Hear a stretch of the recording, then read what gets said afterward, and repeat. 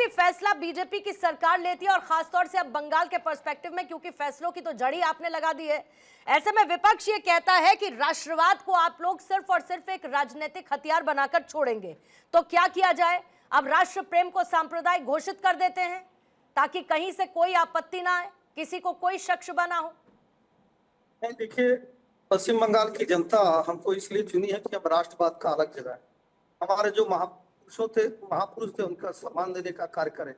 और वंदे मातरम भारत माता की जय नहीं कहने वालों की सरकार चली गई और वंदे मातरम भारत माता की जय कहने वालों की सरकार आ गई है। इसीलिए तो पश्चिम बंगाल की जनता ने चुना है। आप वंदे मातरम नहीं बोलते थे क्या? बंकिम चंद्र जी की चटर्जी जी की धरती पर वंदे मातरम नहीं बोला जाएगा तो क्या बोले? बता दें यहाँ पे। और मैं कह रहा हूँ भाई, जिस गीत को लेकर हमारे स्वतंत्रता सेनानियों ने एक अलग जगाने का कार्य किया, एक राष्ट्रीय चेतना जगाने का कार्य किया, और बाद में तुष्टीकरण के नाते 1937 में जिस तरह से 47 में भारत का विभाजन कर दिया जाता है, उसी तरह से मुस्लिम लीग के दबाव में उसका भी विभाजन करने का कार्य किया। क्यों विभाजन करने का कार्य किया जाता? उसमें दिक्कत क्या है? अगर हम कहते हैं ना कि गंगा जमुनी तहजीब, भाई भाई, मतलब हम आपकी टोपी पहने तो ठीक है, हम आपके मस्जिदों में चले जाए तो ठीक है, हम आपके साथ सेवई खा ले तो ठीक है, लेकिन दुर्गा काली कह देंगे तो दिक्कत हो जाएगी। भाई, तो यही तो खुलासा होना जरूरी है, यही तो जानकारी होना जरूरी है कि वंदे मातरम से दिक्कत क्या है, किन शब्दों से दिक्कत है, किन छंदों से दिक्कत है, किन वाक्यों से दिक्कत है। हमारे विरोधी विचारधारा के लोग यहाँ बैठे हैं, बताएं। और मैं कहूंगा पूर्णिमा जी, आज भारत की जनता, इसीलिए भारतीय जनता पार्टी राष्ट्रवादी की सरकार बना रही है, क्योंकि राष्ट्र का अलग जगाने के लिए, सबको एक करने के लिए वंदे मातरम जरूरी है। इसलिए आप देखे होंगे कि वंदे मातरम के 150 वर्ष पूरे होने पर संपूर्ण भारत में लोगों ने वंदे मातरम का गीत गाया। वंदे मातरम की गीत से आपत्ति हो सकती है? उसी पश्चिम बंगाल में पाकिस्तान जिंदाबाद लाल सलाम का नारा लगता था तो वो ठीक होता था, और वंदे मातरम का नारा लग जाएगा तो खराब हो जाएगा। तो मुझे लगता है कि पश्चिम बंगाल की जनता की चिंता हमको करनी है, हमें भारत की जनता की चिंता करनी है, हमें विरोधियों की चिंता नहीं करनी है। विरोधियों की सरकार जब तक रही, निश्चित तौर पर वंदे मातरम वहां प्रतिबंधित ही रहा, लेकिन विरोधियों की सरकार को हटाकर और राष्ट्रवादी की सरकार अगर पश्चिम बंगाल की जनता ने बनाया है तो ये वंदे मातरम का अलग इतना ही नहीं और आगे दूर तक जाएगा और इनका दर्द बढ़ाएगा। ठीक है अश्विनी मिश्रा जी, मैं मान के चलती हूं कि राष्ट्रगीत का सम्मान कांग्रेस भी करती होगी, और ऐसे मौके पर अगर जिस गीत ने आजादी की लड़ाई में देश को जोड़ा, वही गीत आज विभाजन की वजह क्यों बन रहा है? पूर्णिमा जी नमस्कार। आपको, आपके पैनलिस्ट और दर्शकों सभी को नमस्कार। पूर्णिमा जी, पहली चीज तो मैं ये जानना चाहता हूं कि जो बार बार राष्ट्रवाद राष्ट्रवाद राष्ट्रवाद की चर्चा हो रही है, ये है क्या राष्ट्रवाद? क्या राष्ट्रवाद महज उतना ही है जो भारतीय जनता पार्टी को वोट दे दे वो राष्ट्रवादी, जो भारतीय जनता पार्टी को वोट ना दे वो देशद्रोही? क्योंकि अगर हम इस आकलन से जाएं तो भारतीय जनता पार्टी को 2024 में मात्र 18 करोड़ वोट मिले। 20 करोड़ भी अगर हम मान लें तो 150 करोड़ भारतीयों में से इस हिसाब से 130 करोड़ भारतीय देश के गद्दार हैं भारतीय जनता पार्टी के राष्ट्रवाद के लॉजिक के हिसाब से। तो मुझे ये राष्ट्रवाद की इनकी परिभाषा समझ में नहीं आती। राष्ट्रवाद की परिभाषा हमारा जो है कॉन्स्टिट्यूशन देता है, जिसमें right to speech, right to freedom सबके पास है। खैर उस डिटेल में नहीं जाता हूं मैं। आपने वंदे मातरम की बात की। वंदे मातरम 1896 में सबसे पहली बार कहां गाया गया था एसएन सिंह जी?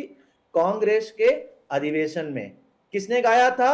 रविंद्रनाथ टैगोर ने। रविन्द्रनाथ टैगोर कौन? जिन्होंने जनगण मन अधिनायक लिखा, हमारा राष्ट्रगान लिखा। और उन्हीं रविन्द्रनाथ टैगोर ने चिट्ठी लिख करके, नेताजी सुभाष चंद्र बोस ने चिट्ठी लिख करके कहा था कि अगर हम किसी भी राष्ट्रगीत को या राष्ट्रगान को देवी भाव से पूजेंगे, if we treat our national anthem और national song as deity, it will not be justifies for a nation which is secular in nature। तो आप मुझे ये बता दीजिए कि रविन्द्रनाथ टैगोर गलत थे? रविन्द्रनाथ टैगोर ने गलत कहा और बार बार आप बोलते हैं विभाजन कर दिया वंदे मातरम का। अरे साहब, आपके यहाँ तो वंदे मातरम बैन था। आप तो अंग्रेजों के साथ मिलकर के, आपके यहाँ वंदे मातरम बैन था क्योंकि वंदे मातरम से अंग्रेजों को नफरत थी। जो वंदे मातरम गाता था अंग्रेज उसको लाठियां बरसाते थे, आरएसएस वाले अंग्रेजों की मुखबिरी करते थे। तो आपके यहाँ तो वंदे मातरम हमेशा से बैन था। आप वंदे मातरम के रखवाले कब से बन गए? रही बात वंदे मातरम की, विभाजन की, वंदे मातरम गाने की, वंदे मातरम तो हमेशा से हमारा देश का गीत रहा है। हमारे देश में पूर्णिमा जी, अगर मैं आपको पूर्णिमा बुलाऊं या पूर्णिमा मिश्रा बुलाऊं, दोनों में क्या अंतर है? मैं आपको कभी पूर्णिमा बुला सकता हूँ, कभी पूर्णिमा मिश्रा बुला सकता हूँ, कोई मैंडेटरी तो नहीं है ना कि मैं आपको पूर्णिमा मिश्रा ही हर बार बुलाऊं, पूर्णिमा नहीं बुला सकता। यही विषय सिर्फ वंदे मातरम के साथ था। वंदे मातरम की जो शुरू की 4 लाइन थी वो मैंडेटरी की गई थी, जहां पढ़ी जाएंगी, उसके बाद की ऑप्शनल थी, रिमूव्ड नहीं थी, ना कभी कहा गया कि ये बैंड है, ना कभी कहा गया कि इनको आप नहीं गा सकते। तो जो आपने एक शब्द का इस्तेमाल किया था स्टार्ट में नरेटिव का, ये सिर्फ और सिर्फ नरेटिव बिल्डिंग है। एक राष्ट्रवाद की अफीम चटाई जा रही है ताकि देश का विकास हो सके। और उसका एक उदाहरण है पूर्णिमा जी, लास्ट 20 सेकेंड, ये 21 साल से बिहार में है, 21 साल से बिहार में इनकी सरकार 21 साल से है, बिहार की पर कैपिटा इनकम में देश में लास्ट नंबर पे, और छोटा मोटा लास्ट में नहीं है, देश की एवरेज का 1/3 है। तो इनको विकास नहीं करना है, इनको सिर्फ राष्ट्रवाद की या हिंदू मुस्लिम की अफीम चटा करके राजनीति करनी है। और ये विरोध उस राजनीति का है। अरे आपको जो करना है करो, आप विकास करके तो दिखाओ। मतलब वंदे मातरम किसी राजनीतिक विचारधारा की बपौती नहीं है ना, नहीं है ना, ये तय है। किसी राजनीतिक विचारधारा की बपौती नहीं है, ना इनकी है ना आपकी है, किसी की भी नहीं है। राष्ट्रवाद देश में जगाना नहीं पड़ता, हर नागरिक के लिए तो है ना आप में, है ना आप में, है ना। तो अगर स्कूलों में सुबह प्रार्थना के दौरान वंदे मातरम गाया जाता है तो उस वंदे मातरम के गाए जाने से कुल मिलाकर फिर किसी को समस्या नहीं होनी चाहिए, ये तो तय है। सिंह साहब जवाब दीजिएगा। पूर्णिमा जी 10 सेकंड, बड़ी अच्छी जी बात हमारे मित्र ने कहा, और मैं कहता हूं, मैं कोट करके कहता हूं, अगर इसको खारिज कर देंगे मैं विनम्रता से हाथ जोड़ के डिबेट छोड़कर चला जाऊंगा। पर जवाहरलाल नेहरू जी का पत्र, 1937 का अधिवेशन भी, जवाहरलाल नेहरू जी नेताजी को पत्र लिखते हैं। पत्र में क्या लिखते हैं? वंदे मातरम की पृष्ठभूमि से मुसलमानों को परेशानी हो सकती है। कौन सी चीज से परेशानी हो सकती है, यही तो पूछा जा रहा है। मतलब दुर्गा काली के देश में अगर कांग्रेस का एक सुपर लीडर कह रहा है परेशानी हो सकती है, तो बाकी लोगों को दूसरे से अल्लाह अकबर से परेशानी होने लगेगी, 5 बार नमाज से परेशानी होने लगेगी, तब क्या होगा? और आपने कहा कि कांग्रेस ने नहीं हटाया। साहब 1937 में कांग्रेस की एक अधिवेशन चल रहा था, उसमें प्रॉपर एक प्रारूप बनाकर और पारित किया गया कि आज के बाद कांग्रेस सिर्फ 4 छंद, जो ऊपर के 4 लाइनें सिर्फ उसी को पढ़ेगी। आप करें कांग्रेस ने नहीं पढ़ा। और तीसरा जो आप कहते हैं ना, उसका जवाब आप जरूर ले लीजिएगा। कांग्रेस मतलब जानते हैं, एओ ह्यूम की बनाई हुई पार्टी कांग्रेस। कांग्रेस मतलब जो अंग्रेज थे ना, वो भारत के हित में कोई कार्य नहीं किए। ऐसे कांग्रेस को गढ़े जो देश के विभाजन को जन्म दिया, ऐसे कांग्रेस को गढ़े जो भारत में विभाजन को जन्म दिया, जो हर तरफ से बंटवारे का कार्य किया, जो आज भी एक बिल लेकर आती है, कम्युनल बिल, जो एक धर्म के लिए, आज भी एक की खुलेबंदी, एक की नसबंदी की बात करती है, एक की धार्मिक स्वतंत्रता देती है, दूसरे के धार्मिक यात्रा पे प्रतिबंध लगाती है, एक के धर्म के बारे में कुछ भी नहीं कहती है, दूसरे को कहती है भगवान श्री राम तो होते ही नहीं है। अरे भाई आप कौन तय करने वाले होते ही नहीं, आप दूसरे की भी बताइए कि होते नहीं। इसलिए कहा जाता है राष्ट्रवाद उसको कहते हैं कि जो राष्ट्र के प्रति चिंतित रहे, जो राष्ट्र के लिए सोचे। लेकिन परिवारवाद उसको कहते हैं कि जो सिर्फ परिवार के लिए सोचे कि नहीं, जो कुछ परिवारवाद पर बहस आगे कभी रख लेते हैं सिंह साहब। आज तो देश की बात है और देश से ऊपर परिवारवाद तो निश्चित तौर पर नहीं हो सकता। 37 का मैंने पूछा, इनसे पूछिए 37 में किसने कहा? अश्विनी जी 30 सेकंड्स में आप पूछिए, नेहरू जी के पत्र को पूछिए। Ashwini ji 30 seconds for your counter, फिर फजील अहमद आपके पास आती हूँ, फिर राकेश शुक्ला सर आपके पास। पहले भी जिक्र किया कि रविन्द्रनाथ टैगोर जी ने नेहरू जी को चिट्ठी लिखी थी कि अगर किसी भी राष्ट्रगीत में या राष्ट्रगान में, इधर उधर मत जाइए, इधर नेहरू जी ने पत्र लिखा था कि नहीं? नेहरू जी ने पत्र लिखा था कि नहीं? नेहरू जी ने पत्र लिखा था कि नहीं? नेहरू जी ने पत्र लिखा था कि नहीं? नेहरू जी, आप नेहरू जी को कहने में दिक्कत हो रही है, मतलब नेहरू को भी बाइकाट कर दिए। नेहरू जी ने पत्र लिखा था कि नहीं? हाँ या ना? नेहरू जी जवाब दे दो, आप ही राष्ट्रभक्त हो, आप ही राष्ट्रभक्त हो, आप ही जवाब दे दो, आप ही जवाब दे दो। हम तो राष्ट्रभक्त ही हैं, तो जनता तय करिए कौन राष्ट्रभक्त है कौन नहीं है। मतलब जिसको वंदे मातरम, जो वंदे मातरम का समर्थन करेगा, इसका मतलब ये नहीं है ना कि जनता तय कर रही है तो जनता जिसे चुनकर सरकार में बैठा रही है राष्ट्रभक्त वही है, ऐसा नहीं है सिंह साहब, ऐसा नहीं है। मैंने वही कहा ना, मैंने कहा कि राष्ट्रवाद और राष्ट्र प्रेम किसी भी पॉलिटिकल पार्टी की बपौती नहीं है, किसी की भी नहीं है, किसी की भी नहीं है, कोई बाध्य नहीं है। लेकिन हाँ, अगर इसको अपनाया जाता है तो ये राष्ट्रवाद की भावना को, राष्ट्रभक्ति की भावना को और ऊंचा बना देता है और बेहतर और मजबूत बना देता है। ठीक है, ओके। बताइए ना, क्या दिक्कत है? बताइए ना, अडवाणी की माथा टेकी क्यों आई आपके- 2000 पे? हम- मुस्लिम लीग के साथ श्यामा मुखर्जी सरकार क्यों बनाई थी? बताइए ना, मुस्लिम लीग के साथ श्यामा प्रसाद मुखर्जी सरकार क्यों बनाई थी? बताइए, बहुत क्या बढ़िया, देशभक्त बहुत- ना? बताइए, अंग्रेजों के साथ चिट्ठियां क्यों लिखते थे? मुझे लग रहा है कि अंग्रेजों की बनाई हुई पार्टी का नाम ले लिया तो दिक्कत हो गई। अंग्रेजों की बनाई हुई पार्टी का नाम ले लिया तो दिक्कत हुई। मुस्लिम लीग के साथ भारतीय जनता पार्टी ने कभी सरकार यही नहीं बनाई दिक्कत है, थी। यही भारत के दिक्कत लोगों है। को जानकारी है, सेक्युलरिज्म और तुष्टीकरण की बात करते करते उस रेखा को हमारी भारतीय राजनीति इतना धुंधला कर देती है कि बहस इधर की उधर चली जाती है। मैं बात कर रही हूँ वंदे मातरम को लेकर। साहब, दोनों को रोक रही हूँ। सिंह साहब, आपको जब मौका मिलेगा आप नेहरू के फैसले की बखिया उधेड़ेंगे, इनको जब मौका मिलेगा तो ये आरएसएस पर चले जाएंगे, तो उसमें कुछ नहीं हो सकता, ये चलता रहेगा। लेकिन मैं बात आज के परिप्रेक्ष्य में कर रही हूँ कि आपको भारत की संस्कृति से बच्चों को अगर जोड़ना है, राष्ट्र प्रेम से जोड़ना है, तो फिर इसमें समस्या किसको हो सकती है? फजील अहमद साहब, आपके पास आते हुए, वंदे मातरम को अगर मातृभूमि के सम्मान के रूप में पेश किया जाता है तो क्या फजील अहमद को इससे समस्या है? अगर बच्चे वंदे मातरम गाते हैं तो क्या फजील अहमद को इससे समस्या है? अगर बच्चे मातृ प्रेम को, देश प्रेम को, राष्ट्र प्रेम को सर्वोपरि रखते हैं तो क्या फजील अहमद को इससे समस्या है? अब हम बोले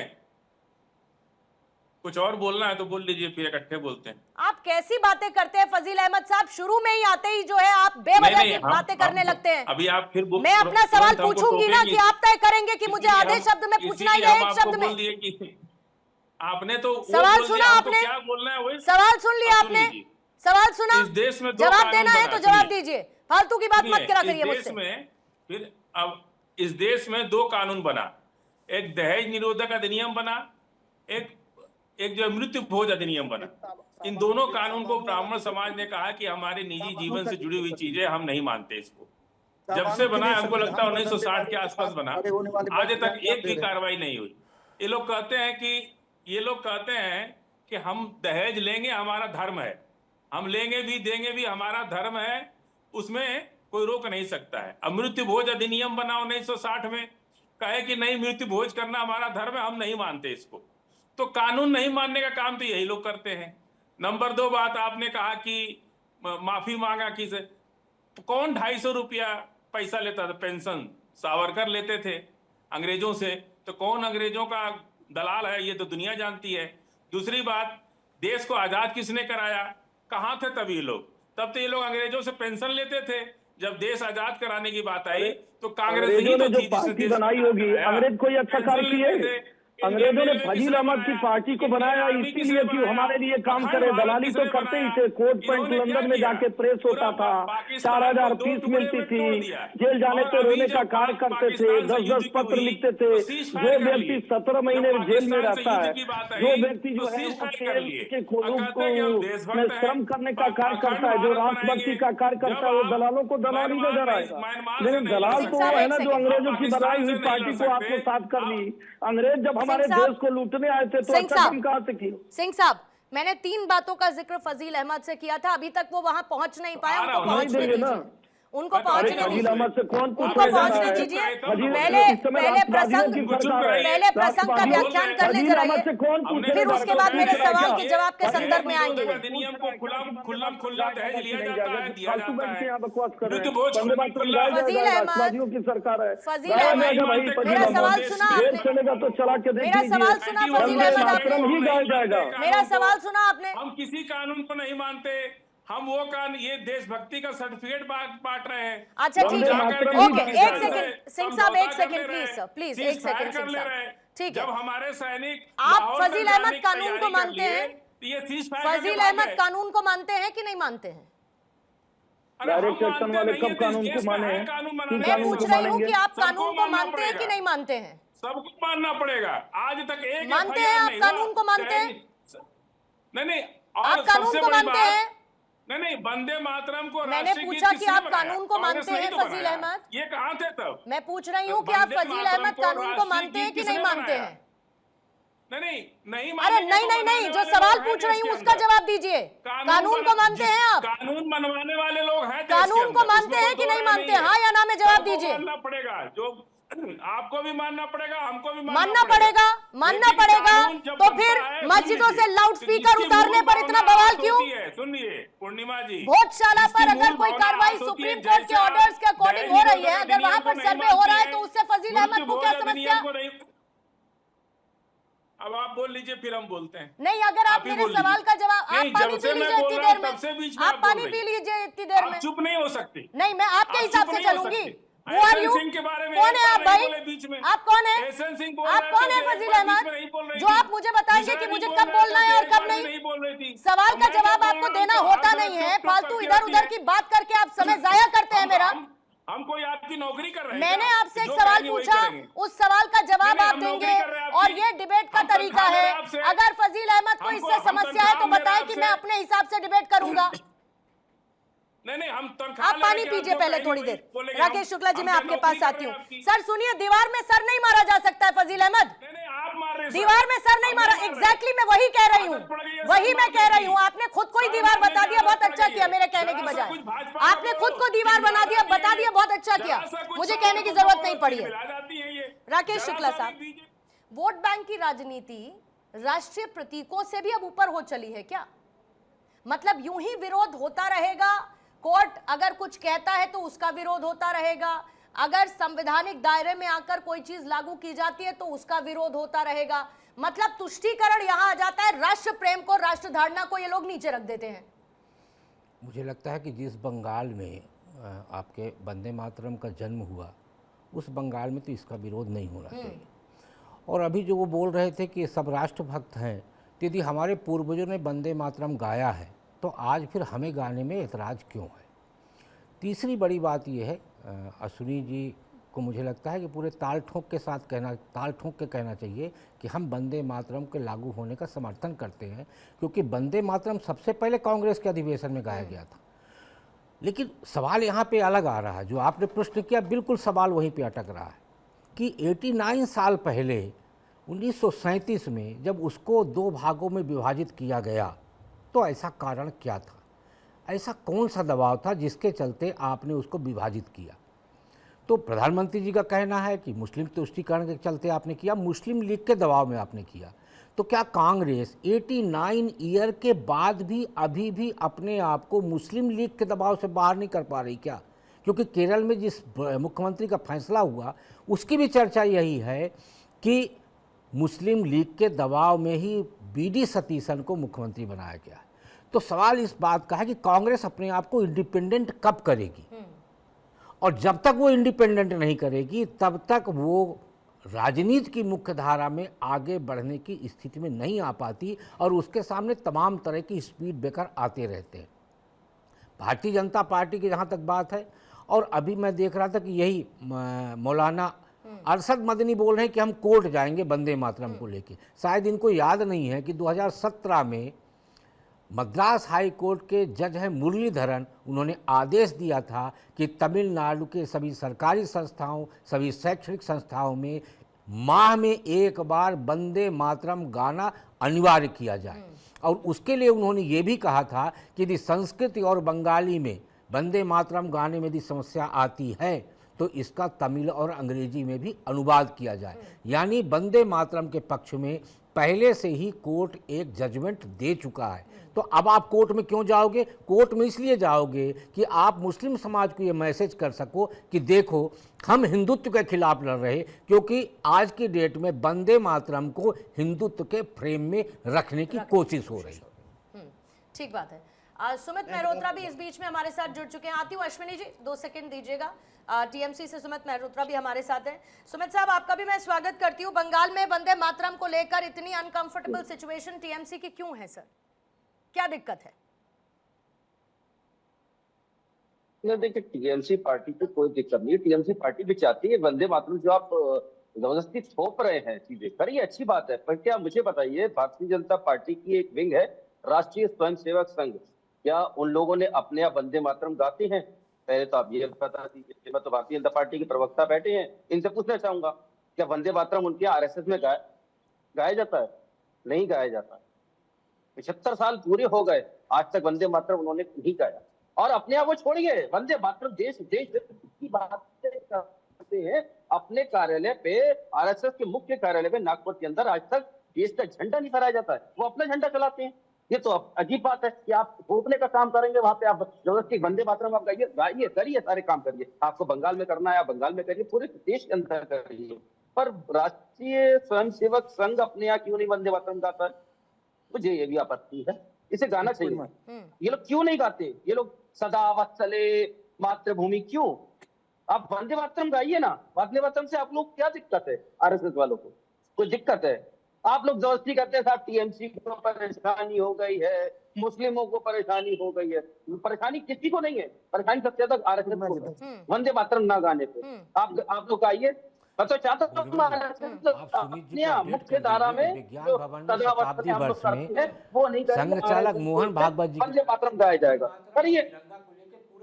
कर दिया गया है और वो क्यों नहीं आज भी करते? यूट्यूब पे मोहन भागवत जी तो खुद नहीं करते हैं। सुमित जी सुनिएगा, एक सेकंड सुनिएगा, सिंह साहब एक सेकंड, सिंह साहब एक सेकंड, सुमित जी सुनिएगा जरा, सुमित जी सुनिएगा, पहले अपनी बात तो सुन लीजिए, जो आपने कही उस पर बात तो सुन लीजिए। राकेश शुक्ला जी बोलेगा। ये जो सुमित जी बोल रहे हैं कि राष्ट्रीय स्वयंसेवक संघ कार्यालय में वंदे मातरम और तिरंगा का जो विषय इन्होंने उठाया, यही प्रश्न विज्ञान भवन में शताब्दी वर्ष को लेके जो प्रेस कॉन्फ्रेंस की गई थी, उसमें संघ चालक मोहन भागवत जी के सामने आया था प्रश्न। दोनों प्रश्न आए थे कि संघ कार्यालय में तिरंगा क्यों नहीं फहराया जाता और संघ वंदे मातरम को क्यों परहेज करके चलता है। उसका जवाब अभी भी यूट्यूब में पड़ा होगा। मुझे लगता है सुमित जी को यूट्यूब में जाके उसको देख लेना चाहिए। आप ही बता दीजिए, हम लोग सुन लेंगे, आप भी से सुन लेंगे। आप हमसे क्यों सुन लेंगे? आप विस्तृत तौर पे सुनिए ना, आप विस्तृत तौर पे सुनिए। हम तो नहीं, हम क्यों बताने जाएं?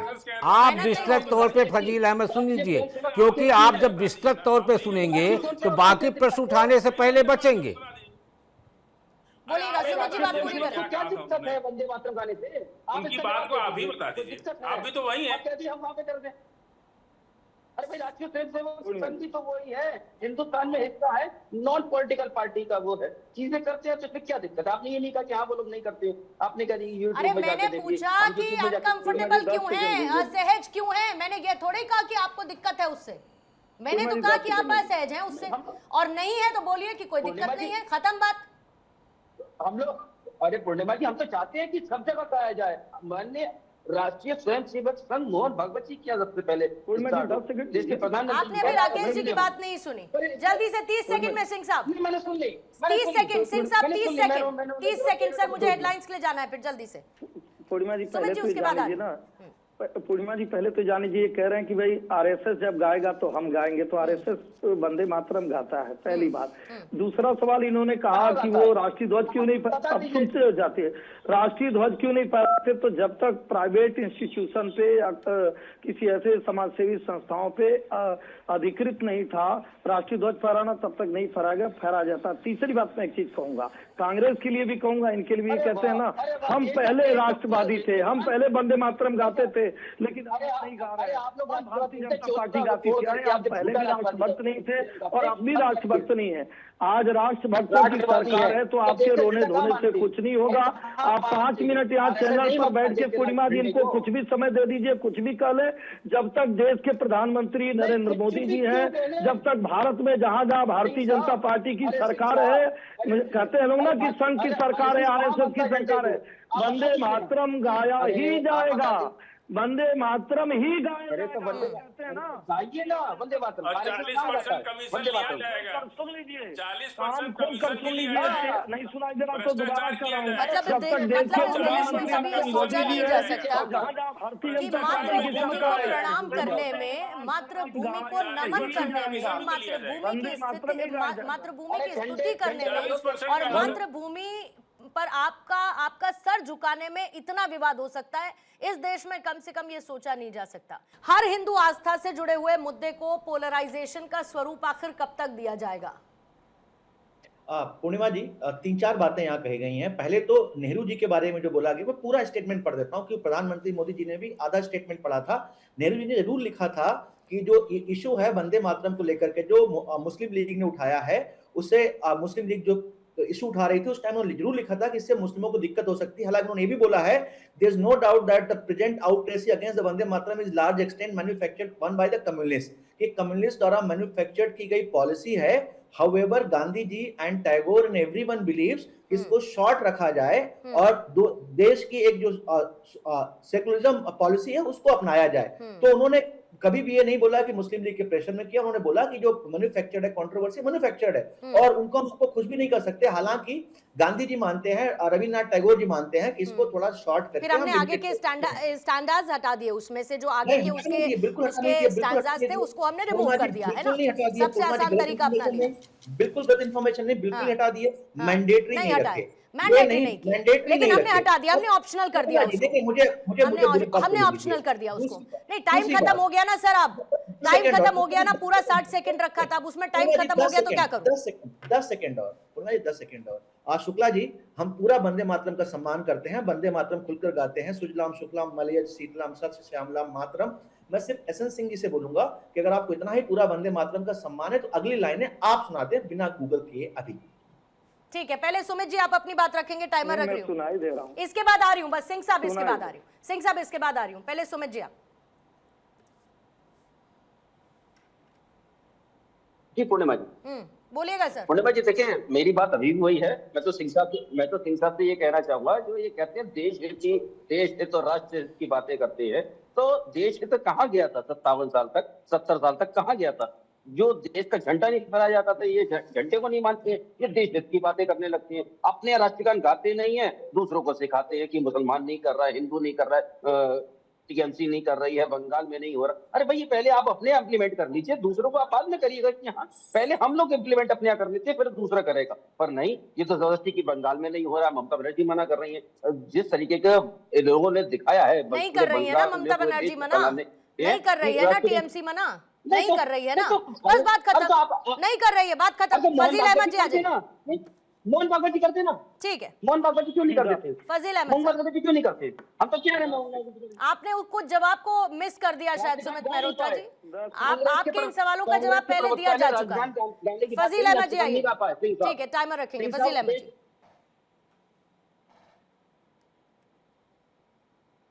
देखिए पूर्णिमा जी, वंदे मातरम आजादी के दिन से लेके आज तक पूरा देश गा रहा है। ये बीजेपी बेवजह विवाद खड़ा करती है। कभी किसी ने मना किया वंदे मातरम गाने के लिए? A.R. रहमान ने इतना अच्छा गाना गाया, सारे नौजवान उसको जो है गाते हैं। A.R. रहमान ने कितना अच्छा गाना गाया। आप गाइएगा फजील अहमद साहब। हम 70 साल से गाते आ रहे हैं, कोई नई बात है। नहीं, मैं पूछ रही हूँ, कौन सी गाइएगा। स्कूल में नहीं गाया जाता है या कहाँ नहीं गाया जाता है? आपकी इसको बीजेपी के पास सुन लीजिए, बीजेपी के पास तो 15 करोड़ देने को नहीं है, 2 करोड़ रोजगार देने को नहीं है, देश में कोई व्यवस्था नहीं है, 80 करोड़ खाना देना पड़ रहा है, अस्पतालों की हालत इतनी खराब है, स्कूलें बंद हो रही हैं, सारी सरकारी स्कूल बंद हो रहा है, बुरा हाल देश का कर रखा है। यहाँ 4 करोड़ लोग तो चले गए देश छोड़ करके, और 5 करोड़ लोग बुद्धिस्ट बन जा रहे हैं, सारे लोग अपना धर्म छोड़ जा रहे हैं इसी वजह से। ठीक है, सवाल इस बात का है कि आप देश को छोड़ के कैसे उलझाएंगे, देश को उलझाएंगे कैसे? तो वंदे मातरम, एहसन सिंह साहब, फजील अहमद जी को भी कोई समस्या नहीं है गाने में, सुमित मेहरोत्रा जी को भी कोई दिक्कत नहीं है, अश्विनी जी को भी कोई दिक्कत नहीं है, तो फिर किसको दिक्कत हो रही है? नहीं, तो कहते हैं उन मौलवी मौलाना जिनको दिक्कत हो रही है वो देश के नहीं है, वो देश के लिए गद्दारी का कार्य कर रहे हैं। तो गद्दार है, कहीं चैनल पर नहीं कहेंगे। एक ने कहा कि आप पढ़ के सुना दीजिए, सुजलाम सुफलाम मलयाज शीतलाम श्यामलाम मातरम वंदे मातरम शुभ्रज्योत सना पुलकितयामिनी फुल्लमुदकित जमुदमालिनी सुहासिनी समुद्र वासिनी सुजलाम वरदाम मातरम वंदे मातरम। ये कह दे, पढ़ के सुना दे। मैं इससे नहीं जा रहा, मैं इससे एक जरूर बात सिर्फ दोबारा कह रहा हूँ, वो चली गई सरकारें, अब भी कह रहा हूँ 5 मिनट का समय आपको मिला है, आप जितनी आलोचना करना है कर लीजिए। भारतीय जनता पार्टी की ही सरकार है कि आपके सीने पर चढ़ के उसी पश्चिम बंगाल में जहाँ कहा जाता था ना भारत माता की जय, जय श्री राम का नारा देंगे तो जेलों में डाल दिया जाएगा, वहाँ जय श्री राम के नारे से पूरा पश्चिम बंगाल गूंज रहा है। और बंकिम चंद्र चटर्जी जी की धरती पे सुबह दोपहर शाम 3 बार वंदे मातरम के स्वर गूंज रहे हैं और संपूर्ण भारत में वंदे मातरम के स्वर गूंजेंगे। भारत में नहीं, मुझे लगता है कि सभी लोग जो अपने पैनल में हैं पूर्णिमा जी, वास्तव में सब लोग वंदे मातरम के पक्षधर हैं। तो जब वंदे मातरम के पक्षधर हैं तो फजील अहमद साहब को, अरशद मदनी जी को समझाना चाहिए कि इस मामले को तूल न दें, क्योंकि भारत का जो मुसलमान है वो वंदे मातरम का पक्षधर है और उसको अब उस बात से एतराज़ नहीं है जिस बात को नेहरू जी ने हटा दिया था। और भारत सरकार की तरफ से सारा का सारा वंदे मातरम गाना अनिवार्य किया गया है। तो स्कूल, मदरसा, शासकीय संस्थान, हर जगह अब राष्ट्रीय गान से पहले राष्ट्रीय गीत होगा। और मुझे लगता है उस अनिवार्यता के चलते अब सब लोगों को एक साथ मिलकर वंदे मातरम करना चाहिए। ठीक है, और सवाल सिर्फ इस बात का नहीं है वंदे मातरम, बुलडोजर या भोजशाला, इस पर विवाद नहीं है। बात इस बात की भी है कि भारत अपनी सभ्यता के प्रतीकों पर गर्व करेगा या एक बार फिर से उस राजनीतिक सर्कल में लेकर आएगा और उसे विवाद की वजह बनाएगा। यह तय करना सबकी मिलकर जिम्मेदारी है और उसे मिलकर ही पूरा करना चाहिए।